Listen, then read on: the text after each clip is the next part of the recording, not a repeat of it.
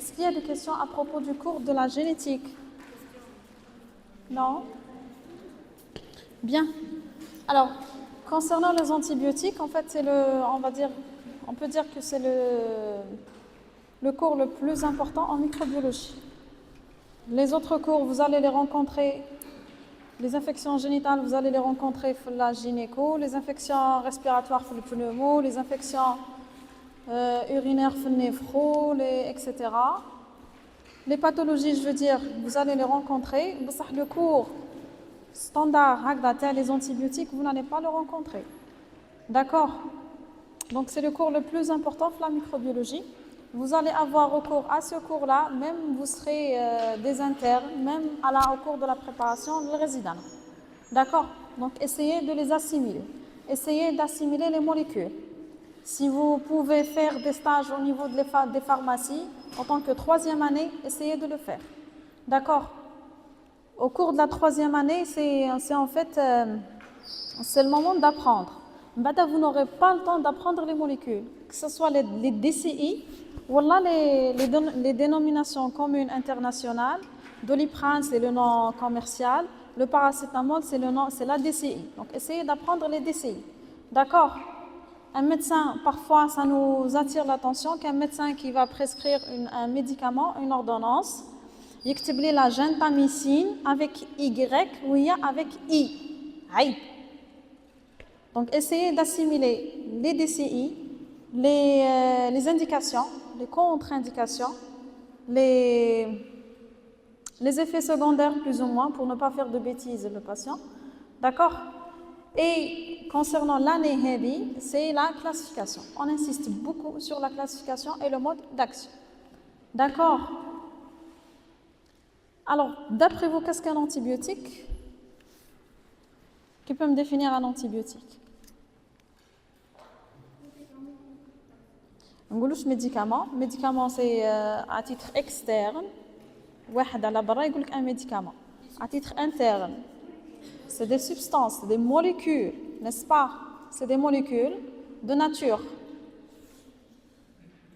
biochimique. On a des antibiotiques naturels ou là non? Lequel? Le plus connu, c'est? Très bien, c'est la pénicilline. Donc nous avons des antibiotiques qui sont naturels, des antibiotiques qui sont synthétiques, ou des antibiotiques, le naturel, c'est semi-synthétique. D'accord? C'est des molécules naturelles sur le plan origine. Qu'est-ce qu'elles peuvent faire, les molécules? Antibiotiques contre la bactérie. Une action sélective. Un antibiotique contre un virus. Un antibiotique contre un parasite, quoique ça se compte sur le doigt 3 ou 4 molécules. D'accord? Un antibiotique contre une bactérie. Antibiotique ou antibactérien, c'est contre la bactérie. D'accord? Autrement dit, je ne peux pas prescrire un médicament contre une angine virale. Un antibiotique contre une angine virale. D'accord? Alors, vous devrez savoir que ça commence à partir de 1877, depuis longtemps que les savants, les scientistes ils trouvent en parallèle les pathologies, ou les infections, comment les traiter. Alors Pasteur et Joubert, ils ont constaté un effet inhibiteur de bactéries saprophytes sur la croissance de Bacillus anthracis. Le Bacillus anthracis ou chidir, c'est l'anthrax. C'était une infection, les escarres, infection cutanée, ou des infections respiratoires. D'accord? Les boîtes de pétri, certaines bactéries saprophytes, mais ils ont pu inhiber la bactérie heavy. On a fait des substances qui peuvent tuer les bactéries. D'accord? Antibiotiques. D'accord? Plusieurs microbiologistes ont noté l'existence de compétition entre les micro-organismes. Il y a une toxine, une anatoxine. L'antitoxine heavy. Donc, ils ont commencé à chercher ces phénomènes-là, des procédés utilisés par certains organismes pour affecter à distance le développement d'autres individus. C'est ça, là, ils ont pu définir la compétition. Ils ont pu identifier le terme antibiose, anti-vie, désignait tout autant un antagonisme microbien déterminé par la synthèse d'antibiotiques. D'accord? Bad Fleming, il a découvert la pénigée en 1928. Bad a découvert des sulfamides en 1935. Ça commence les découvertes. Puis la purification et usage clinique de la pénigée 1938-1942. À partir de 1942, ça a apparu ce qu'on appelle les résistances. Les résistances. Malgré qu'ils développent les antibiotiques, ils découvrent que le Saccharomyces il produit d'antibiotiques. L'usage clinique, chaque usage clinique a son propre effet secondaire qui est la résistance. D'accord? Le terme antibiotique, proprement dit, a été proposé par Dubos en 1940. Ça date de moins de 100 ans. D'accord? Donc c'est très très récent. La résistance c'est aussi très très récent, mais c'est rapide. D'accord? Alors la définition d'un antibiotique. Alors toute substance, vous avez bien dit que le mot substance, chimique, biologique, synthétique ou la semi-synthétique, douée d'une activité antibactérienne sélective. On a un antibactérien contre un virus ou là un parasite ou là un champignon. Là. D'accord? Après avoir reconnaître sa cible, on va voir ensemble la cible et ayant la propriété d'interférer directement avec la prolifération des micro-organismes. Pratiquement, on n'a pas la pharmacologie, on n'a pas d'antibiotique qui est une prodrogue qui doit être activée pour agir sur la prolifération bactérienne. D'accord? Mais les autres molécules. Mais les autres familles de médicaments. D'accord? À des concentrations qui sont faibles et suffisantes. Les antibiotiques ont des concentrations de micromillilitres. C'est rare qu'on a des antibiotiques à concentration de 2 ou 3 grammes. Mais les anti-constipation, on les appelle voilà, les laxatifs, tu les 5 à 10 grammes. La microbiologie, des concentrations qui sont faibles mais suffisantes. Mais chez 30 litres ou microgrammes, ou c'est suffisant. Ça doit être suffisant pour tuer ou inhiber la bactérie. D'accord? Et même suffisante, même tolérée par l'hôte, pour arriver toujours et rester toujours dans la fenêtre thérapeutique. Au-delà, c'est toxique, et au-dessous, c'est insuffisant. Voilà, inactif. Par l'hôte, il doit avoir une bonne absorption et une bonne diffusion dans l'organisme pour avoir une bonne biodisponibilité. D'accord? L'effet peut être soit bactériostatique ou la bactéricide. La prolifération, elle doit être directe. Il peut être bactériostatique, statique, inhibition de la croissance bactérienne. Il y a un clone bactérien dans l'organisme, il va le figer. L'effet, il est réversible. Une fois la concentration de le médicament commence à diminuer, la bactérie peut revenir à son état de vie, état de prolifération. Bactéricide, il provoque directement la mort bactérienne, c'est un effet irréversible. Qu'est-ce que je peux déduire là? C'est que pour un sujet qui fait comment ça se complète l'effet bactériostatique, un effet réversible, c'est que mon système immunitaire par la suite, il va compléter l'action. L'antibiotique, il a inhibé la croissance.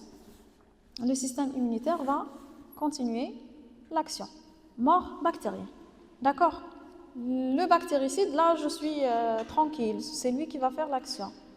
Autrement dit, je ne peux pas donner un antibiotique bactériostatique chez un sujet immunodéprimé, cancéreux, sépien, sous corticoïdes, VIH, tuberculose. Des statiques. Et quand même, je ne peux pas associer un statique avec un statique. Je peux associer un bactéricide avec un statique, mais un statique wahdo, non. 2 statiques, non. Un statique, c'est un sujet immunodéprimé, non. D'accord. Un statique chez un immunocompétent, je suis tranquille. D'accord. C'est rare sont les indications d'un statique chez un sujet immunodéprimé. Sont très rares. Soit il y a action topique, action locale. D'accord? C'est vraiment très très rare. Est-ce que c'est clair? Alors, le mode d'action, c'est quoi? Alors, ils peuvent agir via une toxicité sélective, et c'est l'action la plus répandue, toxicité sélective, via des actions sur la synthèse de la paroi, membrane, synthèse protéique et les acides nucléiques. Regardez, j'ai visé les éléments nécessaires de la bactérie. Je n'ai pas les spores, je n'ai pas les flagelles, je n'ai pas les plasmides, je n'ai rien visé les facultatifs. J'ai visé la paroi, un élément nécessaire. J'ai visé la membrane cytoplasmique, c'est aussi un élément nécessaire. J'ai visé aussi la synthèse protéique. Et j'ai visé aussi les acides nucléiques. D'accord?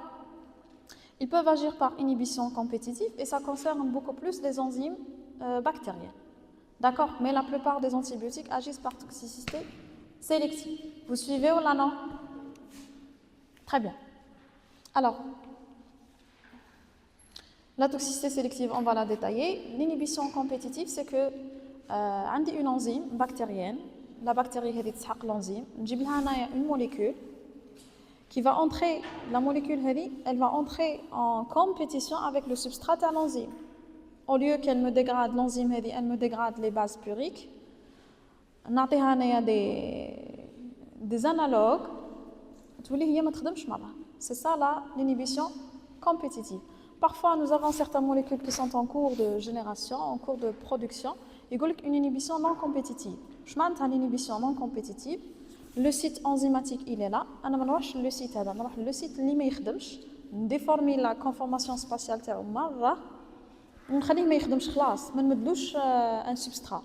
Je vais déformer directement la conformation spatiale. Ça, c'est l'inhibition non compétitive. Peut-être que vous allez la rencontrer, elle est irréversible. Vous pouvez la rencontrer dans les livres.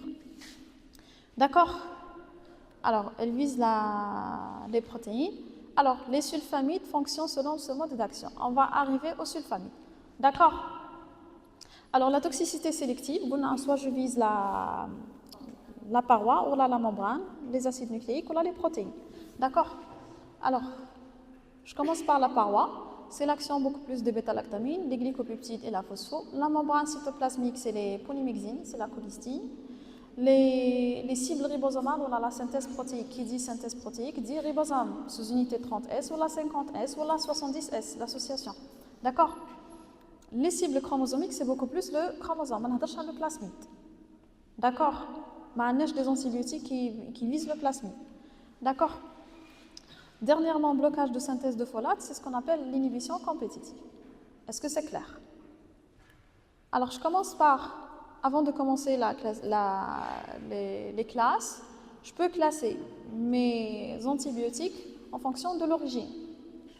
Dans certains livres, dans certaines sources de l'Internet, vous trouvez qu'ils les classent en synthétique, semi, voilà, naturel, synthétique ou semi-synthétique.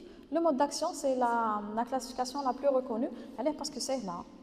Elle est facile à apprendre et facile aussi par la suite à choisir la molécule adéquate. D'accord? Le spectre d'activité, c'est un peu difficile, mais je peux mélanger, fusionner les trois classifications en une seule classification. Mode d'action, on va dire que la molécule, est-ce qu'elle est naturelle ou la synthétique ou la semi-synthétique. Vous avez le spectre d'activité. Est-ce qu'elle est active sur les grammes plus, est-ce qu'elle est active sur les grammes moins, est-ce qu'elle est active sur les anaérobies, et ainsi de suite. La nature chimique, elle est très très variable. La nature chimique, il s'apprend beaucoup plus les chimistes. Les médecins disent comme un peu difficile, mais on peut parler de la nature chimique, le bêta-lactamine, comme exemple. D'accord? Alors, les antibiotiques qui inhibent la synthèse de la paroi, vous avez trois classes. Je commence par les bêta-lactamines, on va les glyco, on va la phosphomycine. Les bêta-lactamines, c'est la fameuse classe d'antibiotiques. Il y a beaucoup de molécules. Vous allez les rencontrer durant toute votre vie. Je suis plus que sûre que Mekane Chouahd qui n'a pas pris une molécule bêta-lactamine jusqu'à maintenant. Vous avez pris quoi? L'amox, très bien. Zédo. Pour une simple angine virale, je trouve que tu charbou, je me t'ahkemsh. Hein? L'augmentin, la catastrophe. L'augmentin, c'est une molécule miraculeuse, parce qu'elle se vend à tort et à travers, à gogo, et hop, une fois que la résistance, nous le mot fait babam. C'est l'augmentin, oui. Alors, les antibiotiques qui m'a les bêta-lactamines, pourquoi on les appelle ainsi? Parce qu'ils ont un noyau bêta-lactam. Sur le plan, on classifie les bêta-lactamines sur le plan structure, voilà, structure chimique. Ils ont un noyau bêta-lactam, c'est ça le noyau. Alors, je vais les diviser en fonction du noyau bêta-lactam plus l'association de la j'ai les dérivés de 6 aminopénicilliniques, les 7 aminocéphalosporaniques ou le monobactam. Le monobactam qui est le noyau seul, a une seule molécule. Les deux autres, c'est à apprendre. C'est le plus facile. Les 6 aminopénicilliniques, vous avez les pénames, les oxapénames et les carbapénames. Donc, je sais pourquoi on les a appelés ainsi. Les 7 aminocéphalosporaniques, c'est les céphalosporines. L'exin ou céphalosporine première et deuxième génération. D'accord? Alors, j'ai pris le noyau bêta-lactam avec cycle thiazolidine. J'ai reçu les pénames. Les pénames. C'est le noyau bêta-lactam. C'est le cycle thiazolidine. J'ai les 6 aminopénicilliniques. Les 6 aminopénicilliniques, en fonction du radical le radical sur le plan chimique, alors, ils ont développé la PNIG, la PNIV, la PNIA, les amidinos, les carboxy et les uréides. D'accord? Je n'ai pas voulu vous donner la structure de la PNIG ou la PNIV, mais une fois que vous sortez, à partir de cette porte-là, vous allez l'oublier. Essayez d'apprendre que la PNIG, elle fait partie des pénames. D'accord? Le PNIG, G, elle est injectable, ou le V, elle est orale. D'accord? Alors, le PNIG, vous avez la semi-retard, la retard et la non-retard. La non-retard, je sais bien que vous la connaissez, c'est l'extensilline. On a la 0,6, on a la 1,2. La 0,6 pour les enfants, la 1,2 pour les adultes, de plus de 50 kg. Pardon? Comment faire? Je vais appliquer. Hein? Comme ça. D'accord. Alors, qu'est-ce que j'ai dit? Alors, la PNIG, c'est l'injectable. Ou la PNIV, c'est l'oral. C'est entendu. La PNIG, comme la semi-retard, la forme semi-retard, retard et long-retard. Je m'en la semi-retard, les 3 jours. La retard, entre 4 et 7 jours. Jusqu'à 10 jours, l'effet. D'accord? Et la non-retard, jusqu'à 21 jours. C'est pour cette raison que je sur 3. D'accord? Est-ce que c'est clair? Alors, la orale, c'est la phénoxyméthylpénicilline.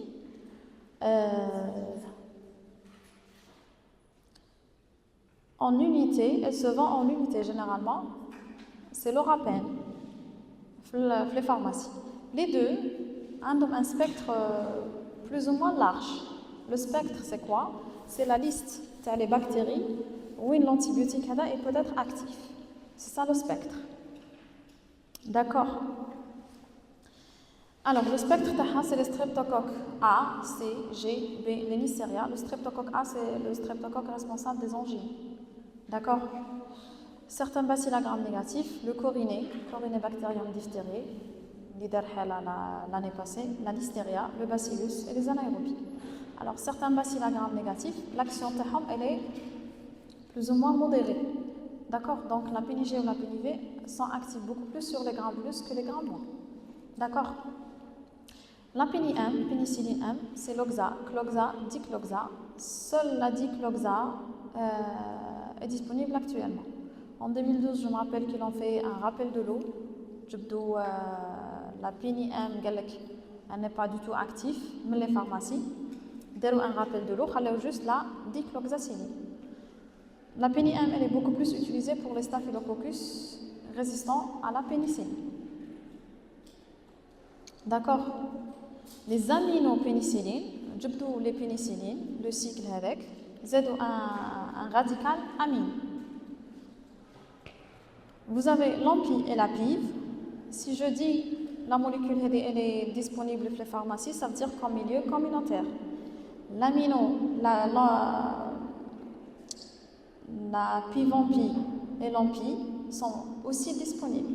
Par contre, les amidinos, un radical amidine, la mésilinam et la pivmésilinam sont les deux non disponibles.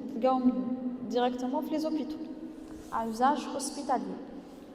Si on décide de prendre la molécule à usage hospitalier, c'est qu'on a un problème de résistance. Maintenant, tout le monde la prend, qui m'a doliprane, on à usage hospitalier. D'accord? Donc les trois premières, disponibles.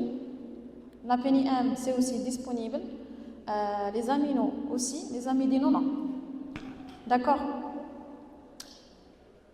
Ils sont actifs uniquement sur les bacillogrammes négatifs, donc un spectre étroit. Pas d'action sur les cocciogrammes plus. L'hémophilus, elle est active. Le pseudo, la klebsielle et la céracine. Les amidinos, pardon, elle n'est pas active sur l'hémophilus, le pseudo, la klebsielle et la céracine. D'accord? Les carboxypénicillines, toujours c'est ça le radical.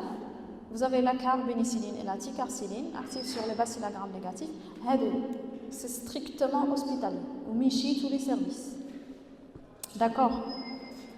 Les uréides, c'est aussi la même chose. L'azlo et la piperacilline sont des molécules qui sont vraiment très précieuses. Mais n'importe qui, même l'infectiologue, il tente à donner les molécules les récemment citées. On va dépêcher les carboxy et les uréides. D'accord? ماشي dangereuse. Imaginez vous تحطيهم في الكوميونيتير. يجي واحد من برا يقول لك اعطيني l'uréidopénicilline, اعطيني la piperacilline, تمديها له. Hop, ça a développé la résistance. Pas de la résistance, vous allez voir le cours de la résistance. On a très peu de molécules antibiotiques qui sont actives. On a des infections où on a une impasse, mais on a un antibiotique qui est actif, surtout flaréa. Donc, c'est pour cette raison que les molécules qui existent sur le marché, nous devons dans le milieu hospitalier pour que l'utilisation soit vraiment rigoureuse, adéquate sur le bon malade et prescrit par le bon médecin. D'accord? Alors, les sulfones, c'est récemment classé les PENA. Vous avez sulbactam et tazobactam. Mais ils une action directe, mais ce sont beaucoup plus des inhibiteurs de bêta-lactamase. C'est un nouveau terme pour vous. Je m'en bêta-lactamase. On a bêta-lactamine. Je m'en bêta-lactamase. C'est une enzyme qui dégrade les bêta-lactamines. Parfois, on a une bactérie. On a la pénicilline. La bactérie aussi, c'est un être vivant unicellulaire très intelligent. Elle développe la résistance contre la pénicilline. Je développe une enzyme. تخرج une enzyme. تسميها pénicillinase. À la fin, sur le plan innovation, je vais développer une molécule contre l'enzyme heavy. Contre l'enzyme, je suis contre la bactérie. D'accord? L'enzyme heavy, la molécule, c'est des inhibiteurs de bêta-lactamase.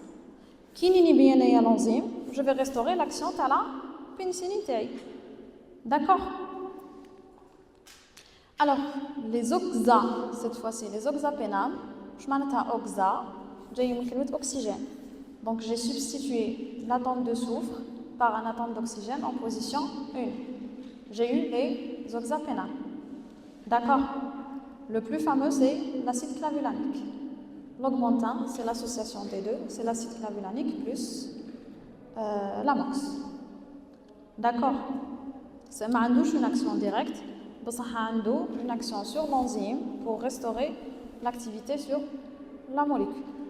D'accord? L'attique plus l'acide clavulanique, c'est clavantin. Anciennement, il était commercialisé, retiré. Le racine, plus ou moins. La tazocilline, c'est beaucoup plus en France. D'accord? Je donne, c'est les DCI, les dénominations communes internationales, ou c'est les non commerciaux. D'accord? Vous vous situez ou là non? Ça, c'est l'acide clavulanique. La substitution de l'atome de soufre par un oxygène en position 1. هذا c'est le radical modifié. D'accord? Alors les carba, cette fois-ci les carbapenem, carba جاي من كلمة carbone. Donc j'ai substitué l'atome de soufre du pentacycle pénal par un atome de carbone et j'ai fait une double liaison. هاهي هنا كانت S قلبتها atome de carbone وهنا j'ai élaboré une double liaison. عطاتني les carba. Les carbapénèmes, ce sont les molécules dites du dernier palier pour les bacillogrammes négatifs. Impossible que vous allez les trouver en officine, seulement à usage strictement hospitalier ou un infectiologue a donné une carbapénème, c'est que le malade vraiment a consommé pratiquement la totalité des bêta-lactamines. D'accord? Molécule de dernier palier. D'accord? La chef de file c'est l'imipénème, l'erta, l'améro et la doripénème sont moins commercialisées que les deux premières. Alors, actifs sur les aéro et anaérobies, gramme plus ou moins, ont une action beaucoup plus élevée sur les BGN que les grammes plus. D'accord? Elles peuvent être aussi actives sur les anaérobies. Les infections à anaérobie sont très difficiles à les éradiquer. Donc, la limipénème fera l'affaire. Est-ce que c'est clair? Je suis dans les pénales. Je suis dans les 6 aminocéphalosporaniques. D'accord? Ça, c'est la structure. Maintenant, si je prends le cycle bêta-lactame, un cycle dihydrothiazine, je suis dans les 7 aminocéphalosporaniques. C'est ce qu'on appelle les céphalosporines. C'est lié. Ils sont classés en 5 générations, voire la 6e, elle est en cours. Alors C1G, céphalosporine première génération, deuxième, troisième, quatrième et cinquième. Plus j'avance les générations, plus j'aurai un effet plus élevé sur les bacillogrammes négatifs. D'accord? Les C1G sont moins actifs que les C2G. Les C2G sont moins actifs sur les C3G et ainsi de suite. Comme deux molécules, la céfoxétine, la céfotétan, ils sont classés sur le plan structural en céphalosporine de deuxième génération, mais sur le plan action in vivo, c'est pratiquement équivalent à une céphalosporine de troisième génération. D'où je ne vais pas les trouver en officine, mais dans l'hôpital. D'accord? Tout ce qui est cépha, c'est première génération, généralement. D'accord? Céphalotine, céphacétrie, céphapérine, céphaloridine, céphazoline, elle est très commercialisée, la céphazoline. Alors, active sur les Staph aureus métis-S, méticilline sensible, les streptocoques, sauf les entérocoques. Vous allez voir les streptocoques, l'hémophilus influenzae, certains bacillogrammes négatifs, elles ne sont pas actives sur le pseudomonas. D'accord? Les céphalosporines de deuxième génération, céfoxétine et céfotétan sont en usage hospitalier. Les autres, céphiroxime, ça existe communautaire. D'accord? Oui? Comment faire? Hein?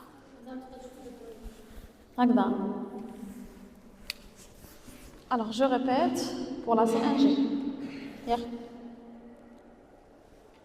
J'ai dit que les céphalosporines, plus j'avance les générations, plus j'aurai un effet plus élevé pour les grammes négatifs.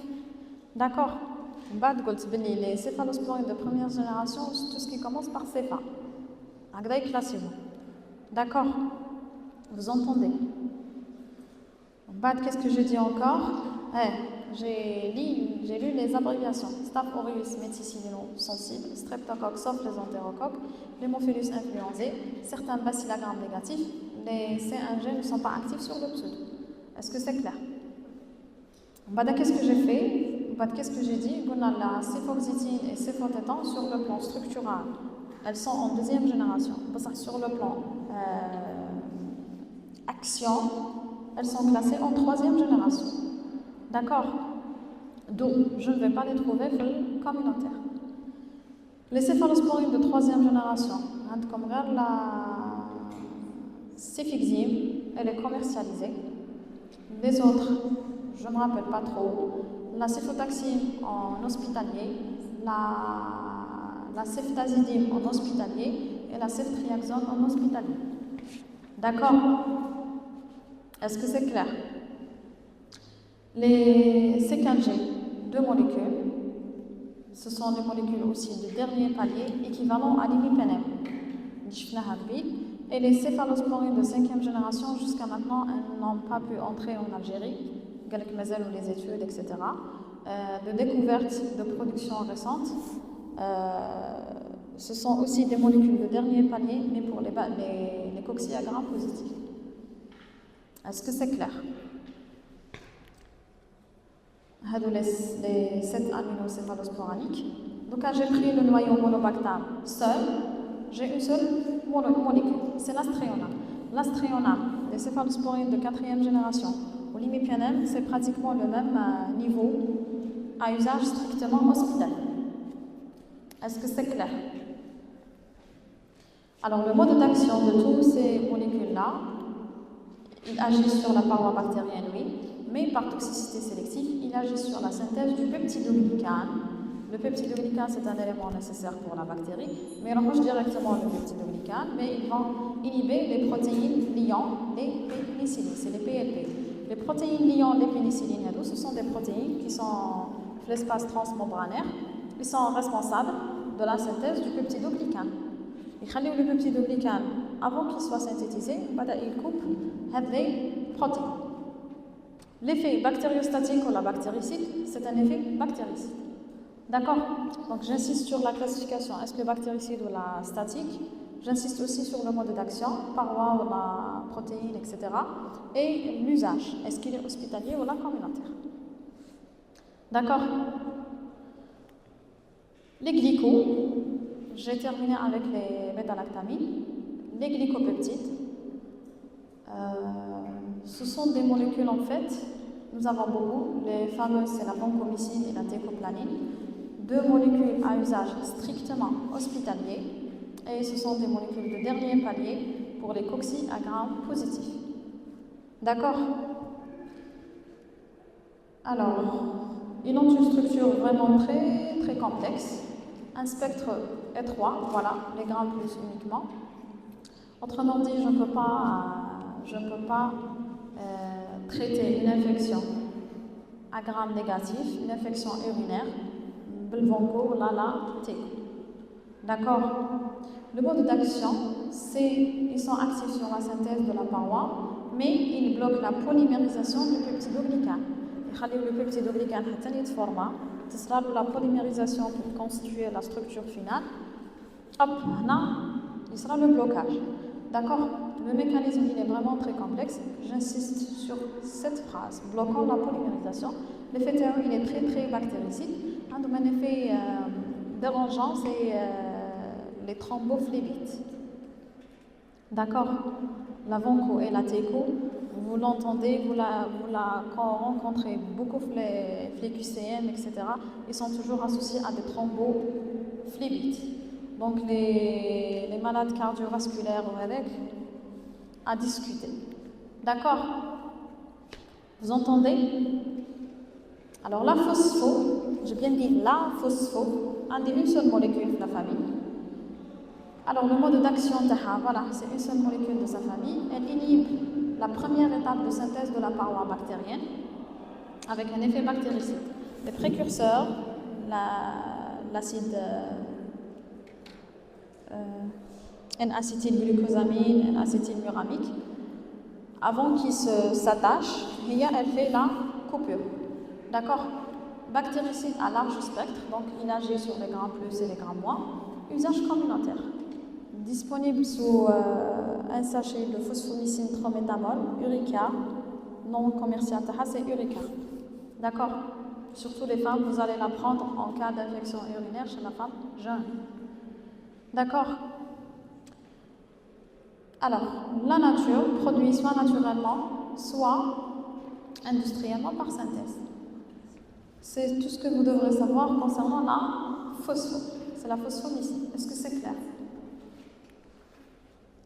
Les antibiotiques qui sont actifs sur la synthèse protéique, vous avez pratiquement 6. Les aminosides, les macrolides, les apparentés, les cyclines, les phénicolés, l'acide fusidique et les oxazolidina. Essayez de vous concentrer surtout sur les aminosides. Alors, j'ai visé la synthèse protéique. Maintenant, je vais viser les ribosomes, soit la 30S, soit la 50S. D'accord? Je commence par la 30S. Vous avez les aminosides. Elle est la sous-unité 30, elle est la sous-unité 50. L'association, c'est 70, mais chez 80. D'accord? Alors, les aminosides 30S, les macrolides 50, les cyclines 30, les phénicolés 50, l'aminésolide c'est l'association. هكذا تحفظ.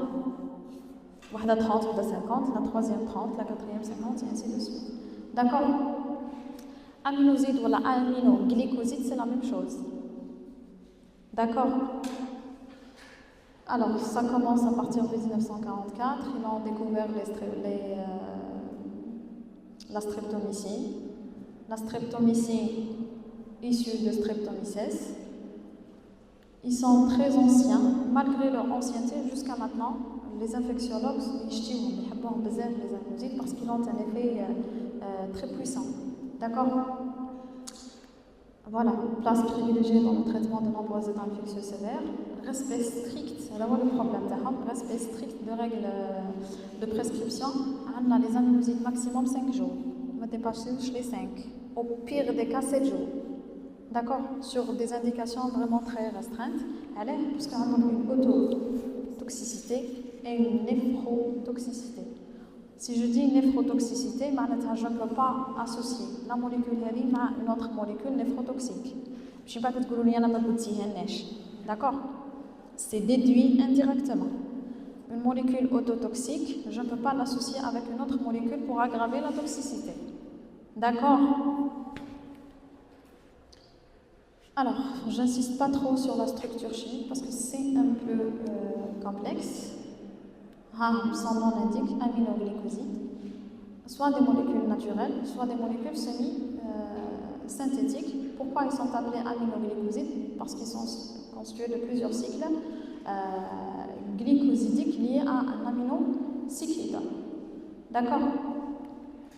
J'insiste pas trop sur la structure parce que ça ne va pas vous intéresser par la suite, ça vous intéresse beaucoup plus les indications. D'accord? Vous avez le groupe de la streptidine, la streptomycine, la dihydrostreptomycine. Si je modifie un groupe dihydroxyle, j'ajoute un groupe dihydroxyle, voilà, je supprime, je joue sur la structure, c'est que j'ai un problème de biodisponibilité. La biodisponibilité. D'accord? Soit de structure, ou la structure, ça demande la forme. Il y a des formes orales, mais il ne faut pas injectable. La forme, nous l'indérons l'injectable pour augmenter la biodisponibilité. D'accord? On a un effet. Le groupe des 2 désoxystreptamine, c'est la plupart. La néo, la paromomycine, la frami, la cana, la dobra, la mica, la genta, avec I et Y, la cisomycine et la méthylmycine. Ce qui est important, c'est que les structures elles permettent aux firmes pharmaceutiques de développer plusieurs formes. Comme l'injectable, comme les collyres, comme les ovules, les injectables, beaucoup de formes. D'accord? Vous entendez? Alors,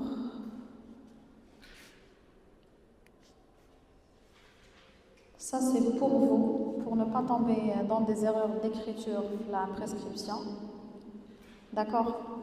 Ceux qui sont écrits avec I et ceux qui sont écrits avec le Y.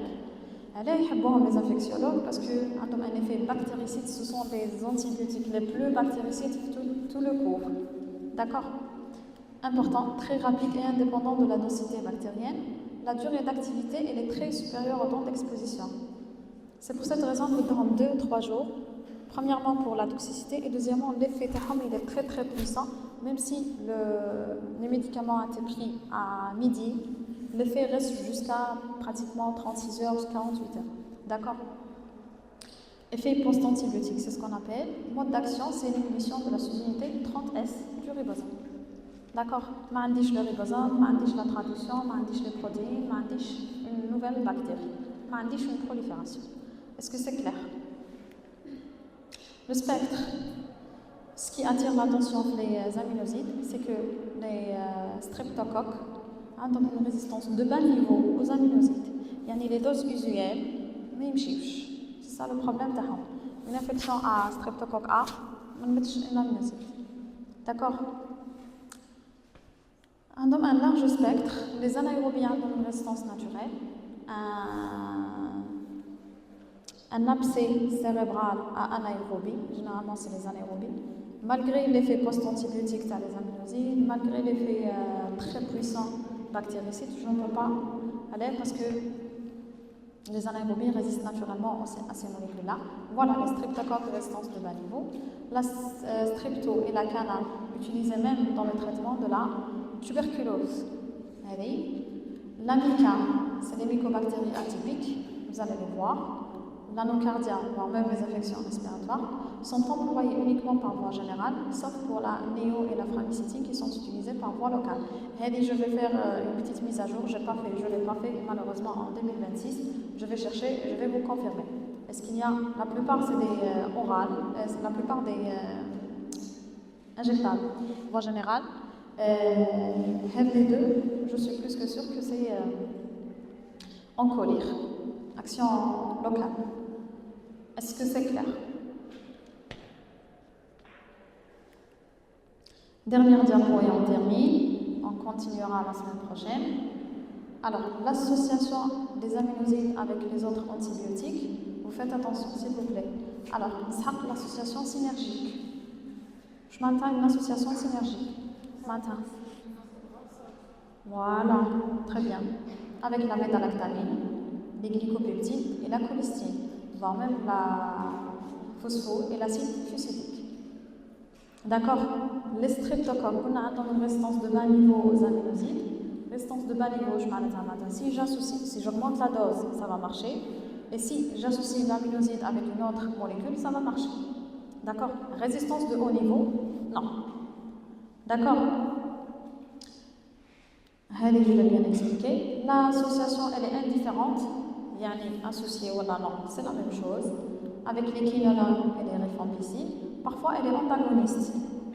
Autrement dit, je ne peux pas utiliser les aminosides, les phénicolés, ou les cyclines, ou les macrolides, parce que ces vont inhiber l'action des aminosides. Est-ce que c'est clair? Bactéricide avec statique? Oui. Vous allez vous développer beaucoup plus en 4e, 5e et 6e année.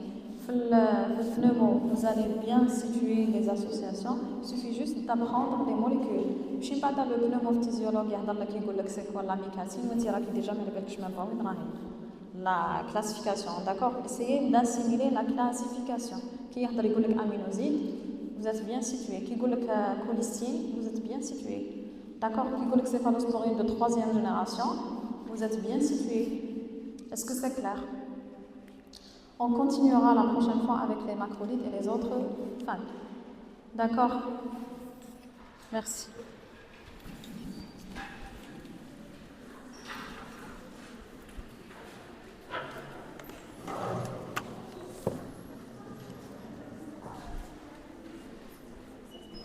Oui.